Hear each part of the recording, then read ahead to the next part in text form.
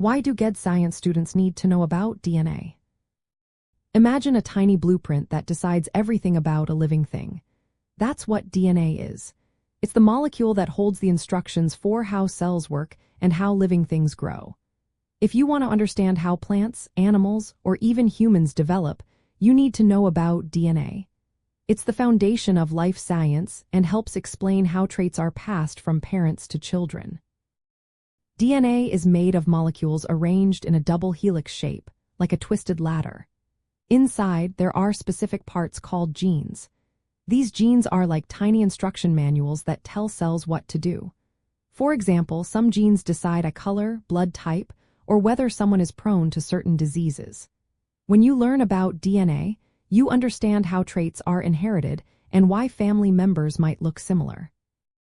Knowing about DNA also helps you understand how cells divide and grow.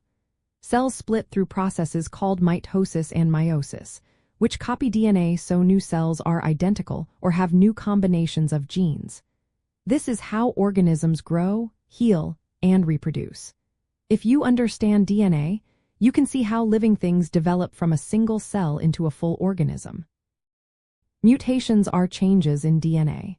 Sometimes these changes cause differences in traits, which can be good or bad. For example, a mutation might make a plant resistant to pests or cause a person to have a different eye color. Sometimes mutations lead to diseases. Learning about DNA helps you understand how these changes happen and how new traits or genetic disorders can develop. In the GED science test, you might see questions about how traits are inherited, how cells divide, or how genetic information is passed on. Knowing about DNA makes it easier to answer these questions because it explains the basic rules of life at the smallest level. You'll also be able to interpret diagrams like Punnett squares and pedigree charts that show how traits are inherited. Understanding DNA is important because it helps you see the bigger picture of how life is organized. It connects to how cells work, how organisms grow, and how traits are passed down.